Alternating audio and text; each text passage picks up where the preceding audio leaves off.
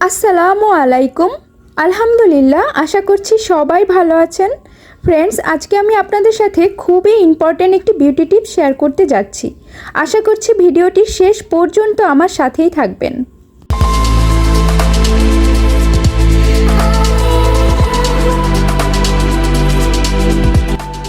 Pigmentation, hyper pigmentation অথবা মেস্তার দাগ এত পরিমাণে জিদি হয় যে এটি সহজে যেতেই চায় না।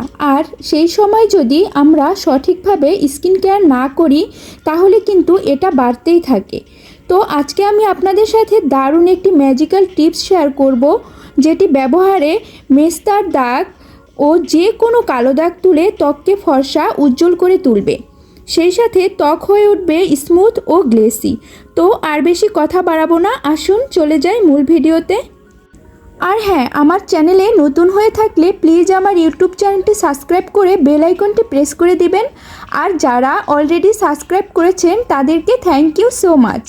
মেস্তা pigmentation, hyper pigmentation, dark spot অথবা মেলাজমা, যাদের স্কিনে এ ধরনের প্রবলেম ফেস করতে হচ্ছে, মার্কেট থেকে অনেক প্রোডাক্ট আপনারা ইউজ করছেন কিন্তু সহজে ভালো কোনো রেজাল্ট পাওয়া যাচ্ছে না, অথচ দিন দিন স্কিন আরও বেশি ক্ষতির দিকে যাচ্ছে, তাদের জন্যই আজকে আমার এই রেমেডিটি, যেটা খুব সহজেই ঘরে থাকা ন্যাচারাল ইনগ্রিডিয়েন্টস দিয়ে তৈরি করব, যেটি ব্যবহারের ফলে আপনাদের এই সমস্ত প্রবলেম দূর হয়ে যাবে, যেটা 100% ন্যাচারাল আর তার পাশাপাশি আপনাদের স্কিনের জন্য ভীষণ ইফেক্টিভ।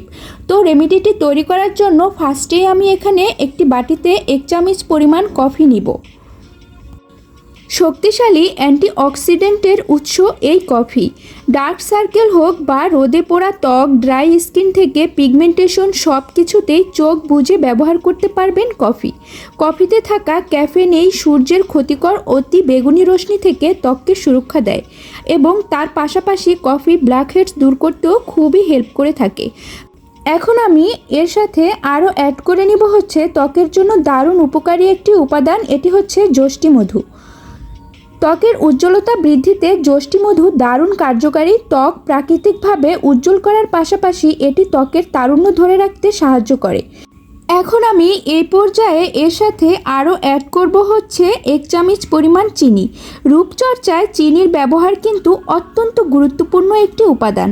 স্ক্রাবার হিসেবে চিনি আমাদের ত্বকের দারুণ কাজ করে, সেই সাথে ত্বকের কালো দাগ ছোপ তুলতেও চিনির জুড়িমেলা ভার। আর চিনিতে এমনই কিছু গুণাগুণ রয়েছে যা ত্বকের মৃত কোষ সরিয়ে ত্বককে উজ্জ্বল করে তোলে। এখন আমি এর সাথে আরও অ্যাড করে নিব হচ্ছে গোলাপ জল। গোলাপ ফুল দেখতে যেমন সুন্দর আর স্নিগ্ধ, তেমনি রূপচর্চায় এর ব্যবহারে ত্বকও হয়ে ওঠে উজ্জ্বল, সজীব ও স্নিগ্ধ। গোলাপ জল ত্বককে উজ্জ্বল করার পাশাপাশি ত্বকের পিএইচের ভারসাম্য বজায় রাখতে ভীষণভাবে হেল্প করে থাকে।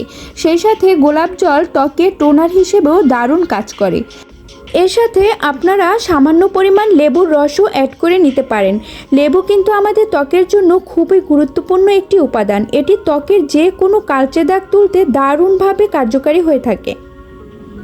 এখন আমি এই সবগুলো উপাদান খুবই ভালোভাবে মিশিয়ে নিচ্ছি।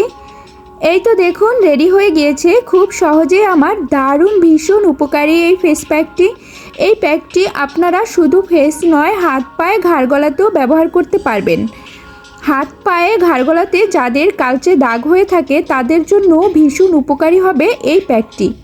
ছেলে ও মেয়ে উভয়ই এই ফেস প্যাকটি ব্যবহার করতে পারবেন। সব ধরনের ত্বকেই এটি ব্যবহারের উপযোগী হবে। এখন কিভাবে ফেসে অ্যাপ্লাই করতে হবে সেটি বলে দেব। প্রথমে একটি ফেস ওয়াশ দিয়ে ফেসটিকে ক্লিন করে নিতে হবে আর তারপর খুব ভালোভাবে সমস্ত মুখে প্যাকটি লাগিয়ে নিতে হবে। এরপরে 15 থেকে 20 মিনিটের মতো অপেক্ষা করতে হবে। এরপরে হালকা একটু টান টান অনুভব হলে ফেসটিকে হালকা হাতে কিছু সময় ম্যাসেজ করে নিতে হবে। এতে করে ত্বকের যত মরা চামড়া বা ময়লা রয়েছে ডিপলি ক্লিন হয়ে যাবে। আর তারপর পরিষ্কার পানি দিয়ে ফেসটিকে ভালোভাবে ক্লিন করে নিতে হবে। কন্টিনিউ সপ্তাহে 3 থেকে 4 দিন এভাবে ব্যবহারে আপনাদের ত্বকে আশা করি দারুণ একটি অবাক করা পরিবর্তন দেখতে পাবেন। এই প্যাকটি ব্যবহারের পরেই আপনারা বুঝতে পারবেন এটি আপনাদের ত্বকের জন্য কতটা উপকারী হবে। ত্বকের তারুণ্য ধরে রাখতে এবং দাগহীন উজ্জ্বল ফর্সা ত্বক পেতে খুবই কার্যকারী হবে এই প্যাকটি।